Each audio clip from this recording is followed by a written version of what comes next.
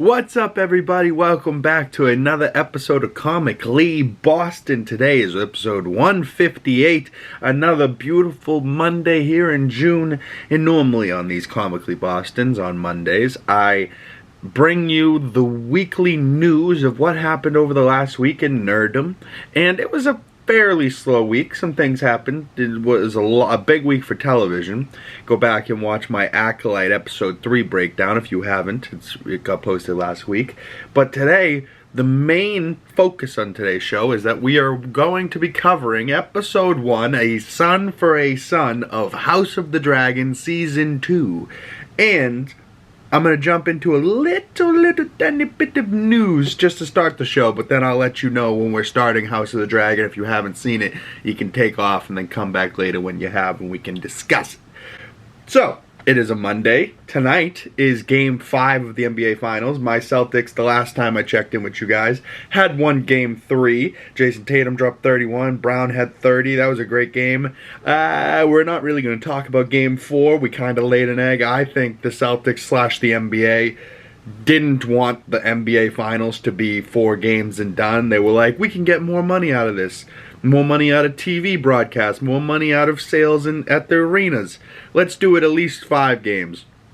So I believe Game 5 tonight, the Celtics will become the NBA champions. This is pre-recorded, so hopefully by tomorrow I'm correct. But back in Boston for Game 5 tonight, that's going to be hype for my sports fans out there. But let's get into a little bit of DC news. The Penguin Show with Colin Farrell has been confirmed that it will be dropping in September, which I'm super hyped about. That show in that whole Matt Reeves universe tickles my fancy, so I can't wait to see what goes on. Also, there was some more Deadpool Wolverine posters that dropped. There was this one with that's kind of hand-drawn with Dogpool, Wolverine driving the minivan, Deadpool on the minivan. That's a Fandango poster. That movie, I saw Bad Boys Ride or Die yesterday in theaters, so there'll be a review for the Bad Boys franchise coming out this week. I'm going to do all 4 and rank them, so that will probably come out tomorrow maybe. But just this quick 2-second clip, Deadpool, and just how good their costumes look, but how that slow motion sword looks flipping in front of camera, like, this movie I think is going to look amazing, but it's also going to be a ton of fun, but it's also probably going to change the game for Marvel. Like, it's going to bring us back, right the ship a little bit, right the boat, you know what I'm saying? Another poster for Deadpool Wolverine. This one, last week there was a report that came out saying Taylor Swift will not be in the movie. But then they released this IMAX poster with best friendship bracelets, which is, you know, a nod to Taylor Swift. So, I don't know. I am expecting to see her as Dazzler. And if I don't care. But, like, I think she's going to be in it. Personally, I genuinely do. And another one of these pictures, just look how good the suits look and the damage on the suits and just how high quality this picture is. Wolverine's suit, he's got the no sleeves, but he's got the stab marks all through the gut and the chest and bullet holes. And is this after the fight that these two just had together? Because you can also see 3 claw marks on the side of Deadpool's head, right? Like, that's just wild stuff. But the biggest news from Marvel last week was that Blade needs another director. This has got to be like 7 or something like that. Like, this movie, like, Mahershala Ali signed on in 5 years ago, 2019, to make this movie. They were at Comic-Con, I'm pretty sure, 2019. Granted, COVID happened in the middle of that, so you can't, you know, say that is, you know, not a factor. But that's like a year and a half factor. And then there was also the strikes factor, which factors in. But at some point, sometime, I feel like this movie has to be made, but at this point I just don't know if it ever will be made. It's just craziness. But Marvel's Blade loses director Jan Dimanji, and they just kind of signed him recently. So how bad is this movie, or the script, or is Mahershala Ali being an asshole to work with? Like, I don't know what the problem is, but I've never seen so many people sign on for a Marvel project and then get booted and just it not happen like this. This is crazy. I don't know why. Comment below if you think Blade is ever going to get made. Also, comment below if you watched the 3 episodes of The Boys premiere that came out, I believe, Wednesday or Thursday, the 13th, whatever day it was. But The Boys dropped its 3-episode premiere, and it was pretty damn awesome. That show's just nuts. Fully nuts and bolts. Like, oh, so crazy. But there was 2 new additions to the 7, which is only really 6 right now. But Sage and Firecracker, I believe is her name. Sage, the black woman in the back there. Oh, I really dig her. She's supposed to be the smartest person alive. Oh, she's very evil. Very, something's going on with her. Firecracker, on the other hand, is just kind of funny because she's, hates Starlight, and that's just funny. But in some more Game of Thrones news, before we get into this House of the Dragon Episode 1 breakdown, a Knight of the Seven Kingdoms poster has been confirmed will start shooting soon, so cool. I mean, I'm with it. Knights of the Seven Kingdoms, just from that poster alone of the knights and then the other Baratheon knight with the antlers. Oh man, I don't know what that show is going to be about, but if it's anything like House of the Dragon, I'm in, baby. I've been rewatching House of the Dragon Season 1 to get prepared for Season 2. I got up to Episode 8, and then I had to go out for Father's Day last night. I had dinner and stuff, came back, and it was later, and I was like, oh, I gotta watch the new episode. Because I was going to catch up and then go into Season 2, but I'm going to have to wait a week for Season 2, Episode 2 anyways, so I'll catch up in the meantime, but on the final 2 episodes. But man, Season 2, Episode 1 came out the 16th. It was awesome. We'll have every Sunday remaining until August. We'll be talking about House of the Dragon. So on Mondays, expect the episode breakdowns for that. And if you guys don't want me to do the news, comment below. If you want the episode breakdown for House of the Dragon to be contained by itself and no news, you know, it was only 5-6 minutes at the beginning of the episode talking about news like I do normally on my Mondays. I can move news, I guess, to another day of the week if that works, or just not talk about news and just do House of the Dragon on Monday. But comment below, you know, what would you like to see? Would you like me to do it the way I'm doing it? A little bit of news, then the show breakdown, or just the show breakdown? Comment below. But House of the Dragon is going to have 8 episodes this second season. It had 10 episodes its first season. So, let's get into it. Episode 1 of Season 2 of House of the Dragon is called A Son for a Son. Oh my god, right? Like, I am blown away by this episode. I'm blown away by Game of Thrones most times, but when I first started this episode, it didn't show me the title, and then by the middle of the episode, it showed up, and I was like, oh my god, a son for a son? I forgot that episode 10 of, you know, so we're coming off the finale on how episode 10 of season 1 ended. That ended with Aemon Targaryen riding Vhagar, biting and killing, I think it was Arax and Lucerys Targaryen, Rhaenyra's youngest son, or second son, and a strong boy. He was a bastard, but Laenor and Rhaenyra still loved him as a Targaryen. He was still treated as a Targaryen. Corlys Velaryon, I believe is his name. Corlys finds a sword that he made for Lucerys. Oh god, it's heartbreaking. And it sucks because you're like, oh, I liked Luke. I didn't want Luke to die. But I don't think Aemon wanted to kill Luke. But Vhagar wanted to kill Arax. You know, I mean, yeah, you know, it's like, you know, so that kind of started a war. And this whole, after this episode, the remaining 7 episodes are going to be vicious in just war and just dragon versus dragon, Targaryen versus Targaryen, white hair versus white hair, like, oh, and it's so much juicy drama. Team Black versus Team Green. What team are you? Clearly, I mean, do I even have to say it? I'm Team Black. I haven't read the books, so fucking, I know things of the books, but I haven't read them personally yet. I don't want to. I want to be in the show blind and experiencing it with the rest of you. But man, I have a bad feeling that the Greens will win. But I am Team Black all the way. I want Rhaenyra on the crown, with King Viserys' crown on the throne. I mean, I just don't like Aegon. I mean, if Team Green has Aemond with the sapphire stone in the eye, I'm cool with that, I guess. But Aegon's just a prick, man.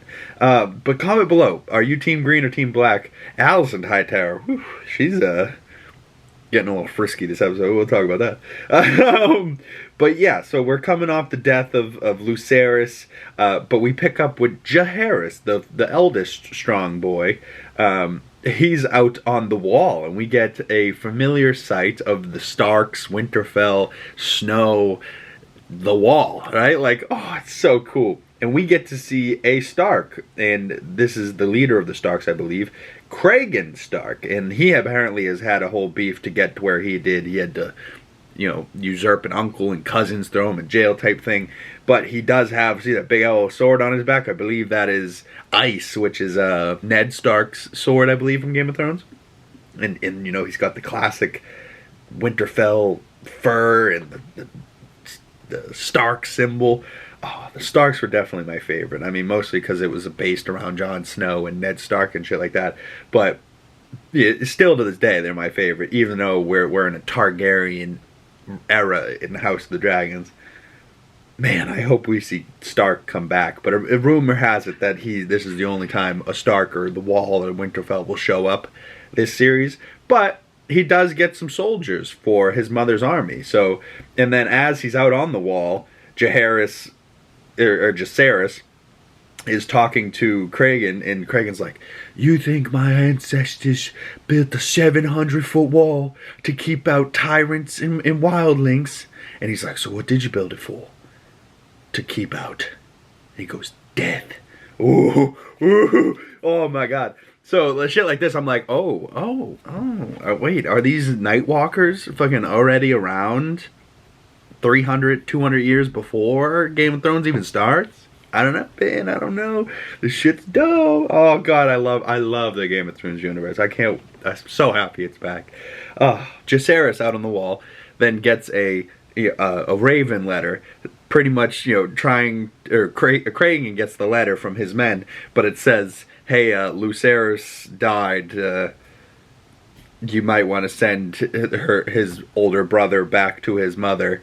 And yeah. So he starts heading back from the north to get back to Rhaenyra. And, you know, Aegon and the Greens are sitting on the throne like it's his. And Team Blacks and Rhaenyra, she doesn't believe what she's heard, right? Because she got told from a raven, "My son is dead." And she's like, "I don't believe this." Like, in Rhaenys has a great talking point with Daemon. She was like, "When I got told my son was dead by raven, I was inconsolable for a week. A week. I couldn't believe it." So what is she doing? She hops on Dragonback, and she goes and starts looking. And we get some beautiful shots of Rhaenyra standing on, like, cliff sides. Beautiful water and mountains in the distance. And, you know, something that you can't get with a green screen, which I really like, because it feels like a lot of the stuff that we've seen on this show, in this episode, felt real. You know, real sets, real places, real, you know, real shots. And it looks so beautiful. Ooh, I love this show. But then we cut back from Rhaenyra grieving, you know, searching for Lucerys' remains or any, you know, proof that she can find of his, you know, is this true? And we cut to the castle, and Alicent is getting off, and we're like, what the fuck's going on here? And it's Sir Criston Cole's eating her box, and you're like, Jesus Christ. He's supposed to be a Kingsguard and a Gold Cloak and a Lord Commander of the Night's Watch or whatever. And, or no, that's the Wall. He's Lord Commander of the Gold Cloaks, the Kingsguard or something like that. And, you know, he's supposed to be celibate. He's not supposed to be fucking women. He fucked Rhaenyra. Now he's fucking Alicent. I'm like, great. Now they're Eskimo sisters. Fuck. I just love the polar opposites, right? Like, Alicent finds out that her nephew or whatever, Lucerys, has been killed by her son Aemond in a dragon fight. And she's like, it's okay, Sir Criston Cole, you can make me come. And Rhaenyra's over here crying her eyes out, bawling, dying, you know? Like, she's like, a piece of her has been ripped out. And poor Alicent's just like, whatever, I'll come. And then this Littlefinger character, right? This this bastard of Harrenhal, I think his name's something Strong. He was the weird one, you know, getting off to her feet last season and thinking like they had a little love connection, but she's just been using him and she really doesn't like him at all. Clearly, that's why she's hooking up with Sir Kristen Cole. And he goes, I tried to stop by before your small council meeting, but your night maid said you were indisposed, right? And he's kind of like, hey, have you been fucking Sir Kristen? And she kind of just, what did you want to talk about? You know, she just kind of ignores it, and you're like, ooh. Like, ooh, okay. But then we cut to the small council meeting. Aegon is an asshole. And he's an asshole to his master of coin, Lannister, I believe. And he brings his 4-year-old son to the meeting. Probably because Viserys never did this for him, right? So he doesn't know how to be a king because he was never at the small council meetings. He never was getting taught under the wing of the king, you know what I mean? So maybe this is what he wants for his son, but he's just, you know, likes the distraction and, you know, will try and be more of a distraction than his 4-year-old son. Like, he's just not a very mature man, Aegon. He doesn't really want to be king, but now that he is, he's like, oh, I get to boss people around and do what I want. And then he's still kind of Otto and Alicent's puppet. You know, it's terrible, but he is the king, so they have to let him make decisions every now and again. Make him think he's making decisions. And then he has to go sit upon the throne. And I hate him on the throne because he doesn't look right on the throne. You know, his stupid Aegon the Conqueror crown. I feel like the one that you always see in the drawings that Aegon the Conqueror wore had these giant rubies. This one has like one tiny one in the middle. And you're like, come on, Game of Thrones, you couldn't have got him a better crown? Like, this crown just looks bad. Or maybe it's intentionally bad because Aegon's a pussy and he's a bad king. Maybe. But he has to answer questions from the people, and it takes a while because Otto's sitting there like, you should not just be letting these people tell you what they need and giving it to them. You should be firm and telling them to fuck off mostly.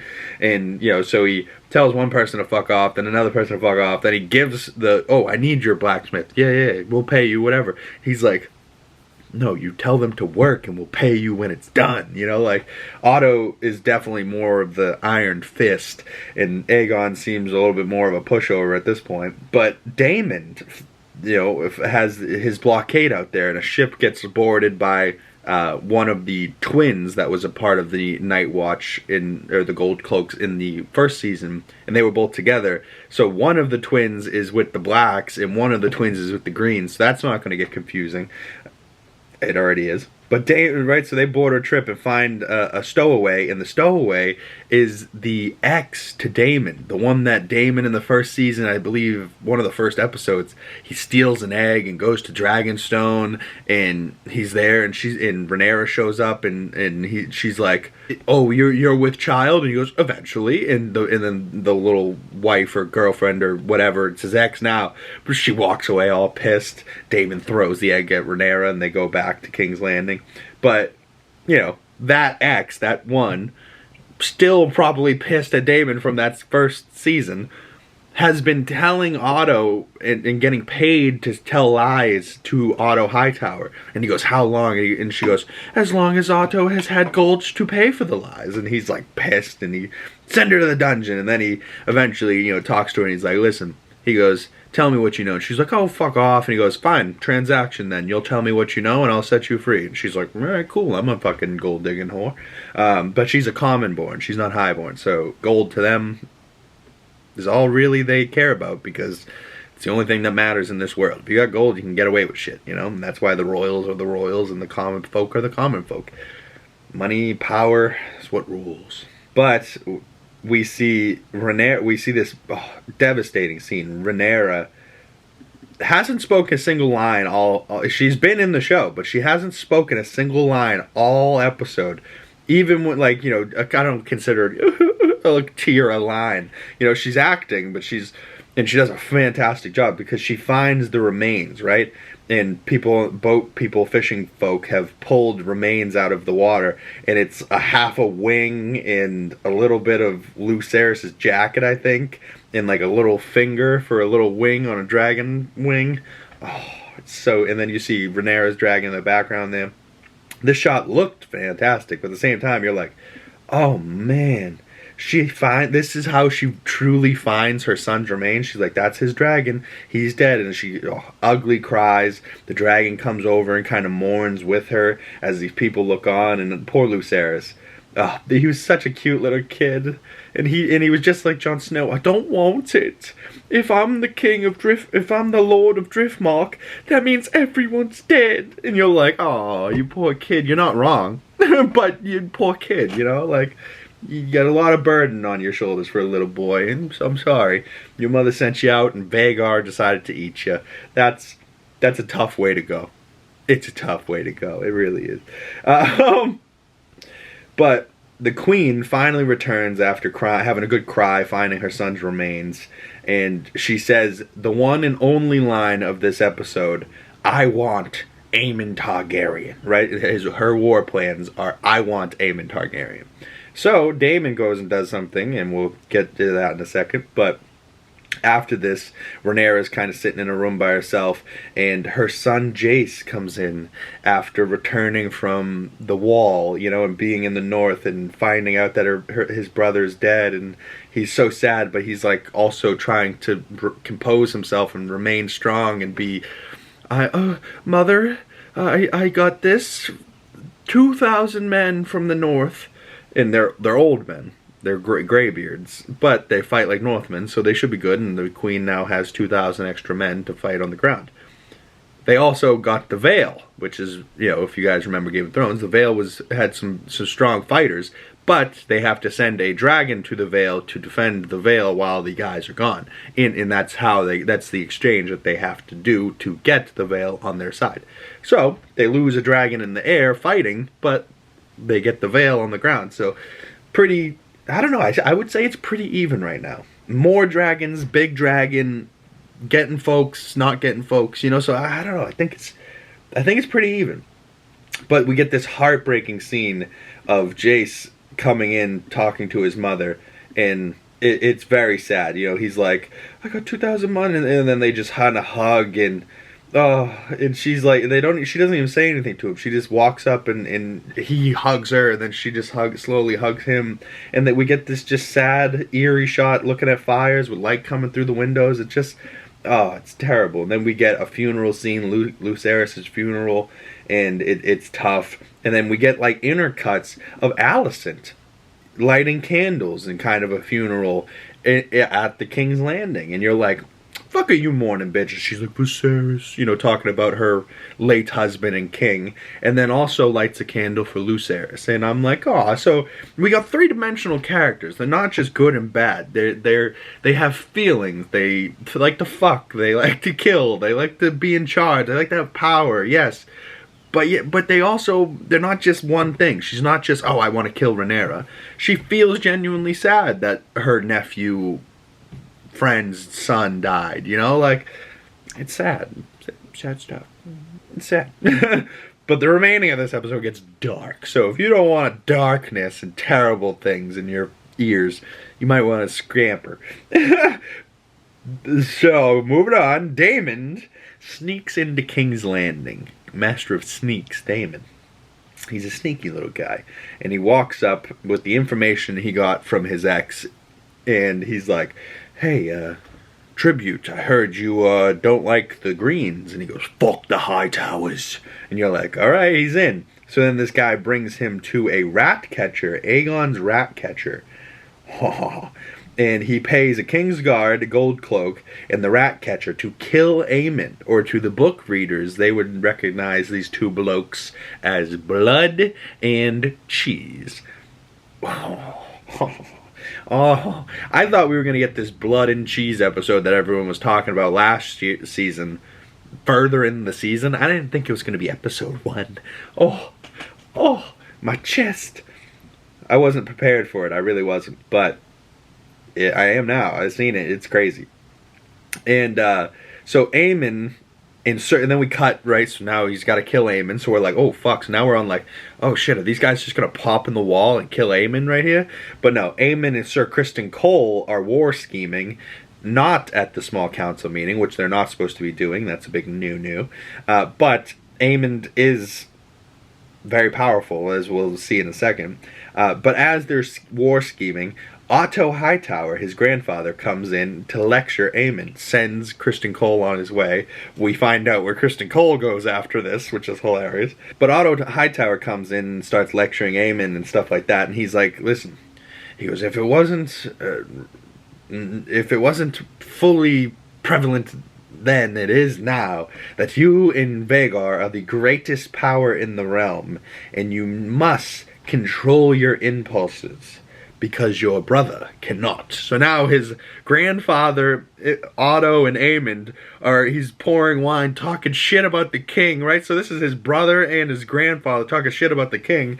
So Aegon's just a pussy, as far as I'm concerned. If, his family's talking shit about him behind his back. And then, of course, we cut back to Blood and Cheese then, and a dog going through Maegor's secret tunnels in the castle. And they're sneaking through the castle. They sneak into a room and they find Aegon, not Aemon, Aegon, the king, sitting on the throne, getting drunk, talking to some cronies. And they're like, you're the king, man. Why do you listen to him? You're getting drunk and shit. Like, this guy could murder you right here for even talking like that. But no, Aegon's too drunk. He's like, I'm the king. Why don't I do it? Like, Aegon's a terrible king. I hate him. But Daemon was also asked, okay, if we don't find Aemon, what do you want us to do? And we don't see his response, but his response must have been, well, a son for a son. Don't kill any women. A son for a son. So now Daemon is making moves behind Rhaenyra's back to get a son's head for a son's head, because that's what Alicent wanted, an eye for an eye. She never got that, but she wanted it. She did stab Rhaenyra, but still, she wanted an eye for an eye, and she never got it. But now her son just ate Rhaenyra's son, so I think it's pretty even, son for the son. But what actually happens is tough and terrible. And so Daemon says, what if we can't find Aemon? And then we cut back to Cheese holding Helaena, Aegon's sister/wife, mother of his children, at knife point. Helena's also kind of, for lack of a better word, autistic. She's kind of not like fully there, but she's also kind of like been teased as like a green seer, or like a warg maybe, or like, a dreamer, like a future seer type of thing. So I think she's much smarter than everyone else, but she's always got this crazy shit going on in her mind that, like, she has to be made this terrible decision. You're like, oh my god, what kind of mother? It's a tough decision, tough look for Helaena, and it's really hard. But so Helaena at knife point, there's two twins, they look exactly the same, and he's like, a son for a son, and she's like, oh god, and he's like, which one is it? And he goes, look for a cock, which would probably have been easier, but they didn't want to wake the children, they were both sleeping. So he goes, no, ask her which one's the son. And she, right, so Rat or Blood is the gold cloak that's clearly capable of killing.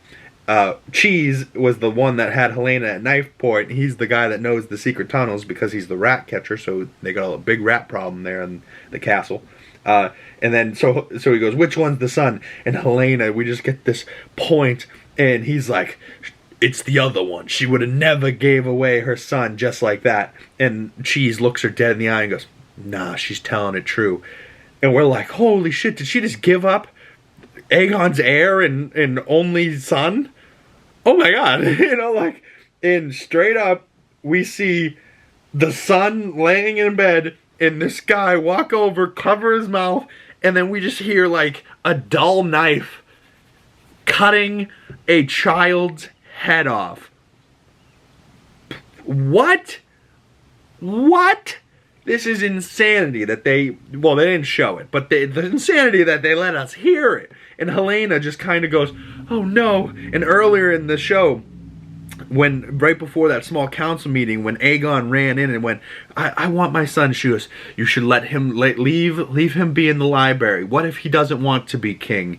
And she goes, we have a bigger problem in this castle, rats. And everyone, and he's like, kind of looks at her and her maids, and he's like, the queen is crazy, yeah, we'll never know her mysteries, haha. And kind of leaves and goes and takes the son. So I think maybe Helaena made this decision because she knew from future sight or whatever that her son wasn't going to be king. But I don't think she knew this was going to be how he wasn't going to be king, you know? But, like, at least now he doesn't... Every king is terrible, suffers, has a terrible existence, really. And we saw that through Viserys. It destroyed him physically. More faster than everyone else around him, right? Like, he just got completely destroyed from sitting upon the throne, dealing with the burdens of being a king. And the poor son here is just never going to be king.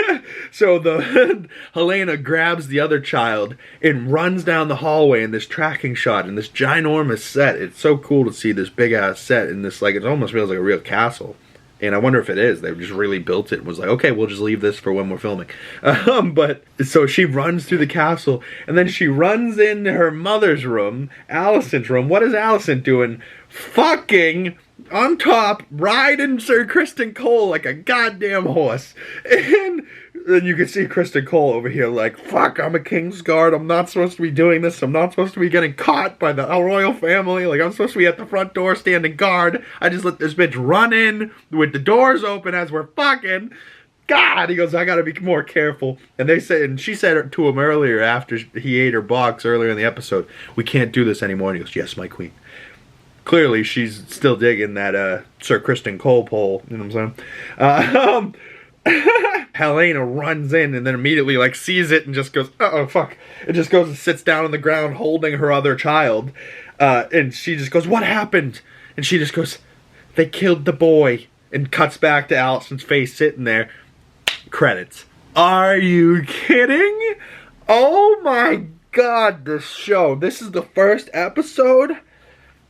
Oh my god, I know it's season 2, so it's not like episode 1 of season 1 where we had to get into it, we had to figure out who these people are, we had to, you know, setting, bada, you know, like, we pretty much, you know, it's season 2 now, we know the characters, we know the drama, we know what's going on, we know what happened at the end of season 1, we're just getting into it, bitch.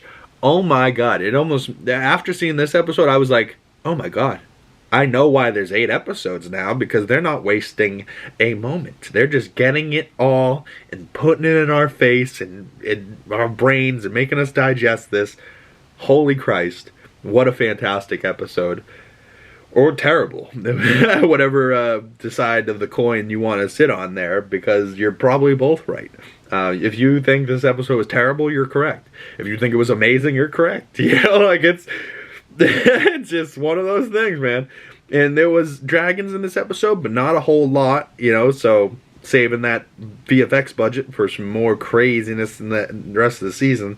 I have a good feeling this season is going to be the Dance of Dragons, the big old battle in the sky, dragon versus dragon, and it's going to be fucking nuts. It could be as soon as next episode. I mean, after Aegon finds out that his heir and son has no head.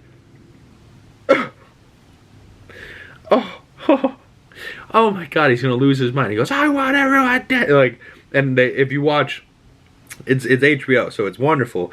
You watch through the credits and you watch the directors talk about it for like 10 minutes at the end of the episode. Oh my god, and it's almost like behind the scenes stuff, but like immediately after that episode. And it's behind the scenes tailored to that episode, right? Like, it's not giving us a ton of spoilers for the rest of the season, other than the little, you know, next episode trailer that they play right at the beginning. And oh, that next episode trailer, I don't know if it was just the next episode trailer or like a bunch of shit going on throughout the second season, but man, oh man, I am ecstatic for this season. I cannot believe we have a Game of Thrones show again on Sundays. We're going to be going till August, so stay tuned, y'all. We'll be talking Game of Thrones, House of the Dragon, all through the summer. It's a summer of House of the Dragon. And also we got season 3 of The Bear coming out next week, or next week, 2 weeks, one of the two. Either way, and that's another show, right? So we're gonna have The Boys going, Acolyte going, The Bear, House of the Dragon, lots of TV in the next coming weeks. So comment below, are you watching all these shows? How are you liking them? How'd you like House of the Dragon season 2 episode 1, A Son for a Son? Please follow me on my other social medias, links down in the description below. Big Cam pretty much on anything. Follow me on Letterboxd. Check out my other movie reviews. Hit that bell so you don't want to miss future videos. Like, subscribe, do your thing. Really supports the channel. My name's Big Cam. Thank you guys for watching. I really appreciate it. And I will see you beautiful people in the next one. Peace.